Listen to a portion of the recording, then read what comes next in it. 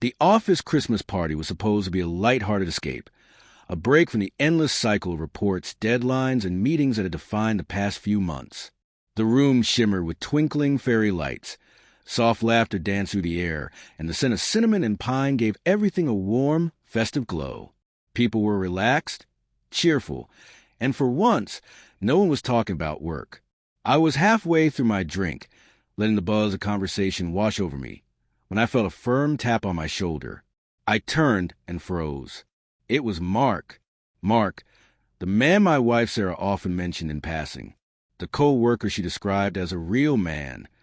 The one who always seemed to occupy a little too much space in her stories. The funny one. The confident one. The one who always made everyone laugh. I had brushed it off before, convincing myself I was overthinking. But seeing him there, staring at me with that smug half-smile, stirred something uneasy deep inside my chest. "Hey," he said casually, though his eyes were sharp. "Can we talk somewhere private?" Something in his tone wasn't right. It wasn't friendly. It wasn't neutral. It was layered, smug, maybe even challenging. My stomach tightened. I followed him to a quieter corner near the coat room. The hum of music and laughter faded behind us, until all that was left was the muffled beat of Christmas songs and the distant clinking of glasses. Mark leaned against the wall, arms crossed like he owned the space. "You know," he began, voice low but deliberate, "I've always thought Sarah deserved someone better." The words hit like a slap. "Better?" I repeated, my throat tightening. "Yeah," he said, smirking, his confidence dripping with arrogance. "Someone who can give her excitement. Adventure. Someone she actually talks about." For a moment, I didn't breathe. My pulse hammered in my ears. The sting in his words burned. But beneath the hurt, something steadier took root, control. "Calm. And you think that's you?"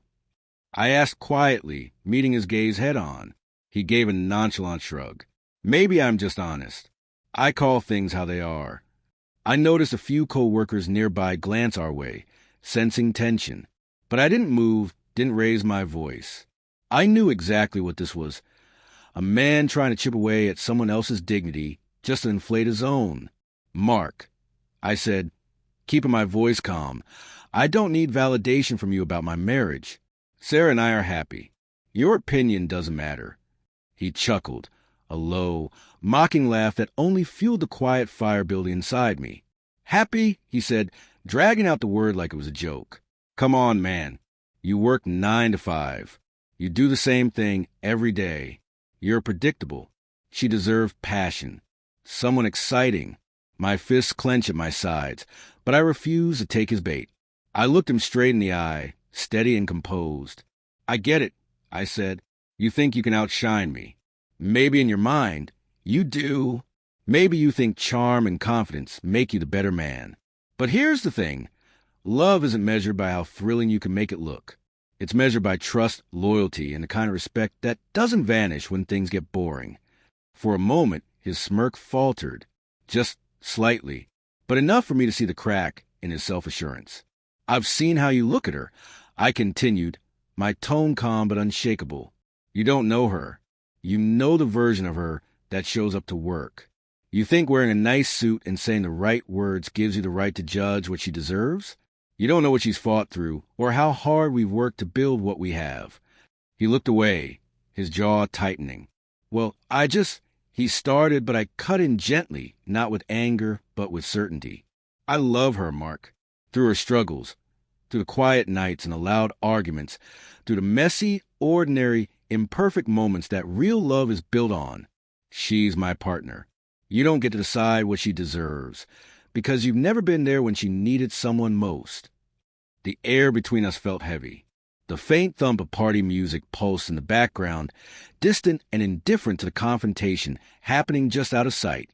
A few onlookers exchanged awkward glances. Some nodded, subtle but genuine. Quiet approval for standing my ground without losing my composure. Mark muttered something under his breath and walked away, his confidence suddenly dimmed. I exhaled slowly, the tension in my chest finally breaking. Moments later, Sarah appeared to the crowd, her eyes searching for mine. "Daniel, are you okay?" she asked softly, worry etched into her face. I smiled faintly, shaking my head. Yeah, just dealing with an overly confident coworker. She chuckled, relief softening her features. You handle that well. I knew I married the right man. I pulled her close, her warmth settling every unsettled thought inside me. In that simple embrace, everything made sense again. This was what mattered. Not Mark's arrogance. Not anyone's opinion. What we had wasn't built on flash or comparison. It was built on trust, on loyalty, on showing up every single day, even when no one's watching. We spent the rest of the night together, laughing, dancing, and letting the earlier tension fade into something small and forgettable. Every time I looked at her, I caught the glimmer of love and gratitude in her eyes. And suddenly, every second of awkwardness with Mark felt worth it. Later, as we walked out into the cold December night, I squeezed her hand and said quietly, You know, people love to judge lives they've never lived, but nothing anyone says can touch what we have. She smiled, leaning into me. Exactly. I love you for who you are, not for who someone else pretend to be. And in that moment, as snow drifted down beneath the streetlights and her fingers intertwined with mine, I realized something simple but profound. Real love doesn't need to prove itself. It doesn't seek validation from outsiders. It doesn't crumble under comparison. Mark had tried to make me question my worth, but all he'd done was remind me of the quiet strength that hold a marriage together, respect, loyalty, and the unshakable bond between two people who truly see each other.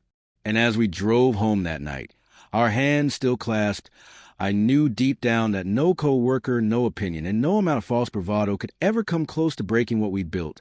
Something real, something lasting, something unbreakable.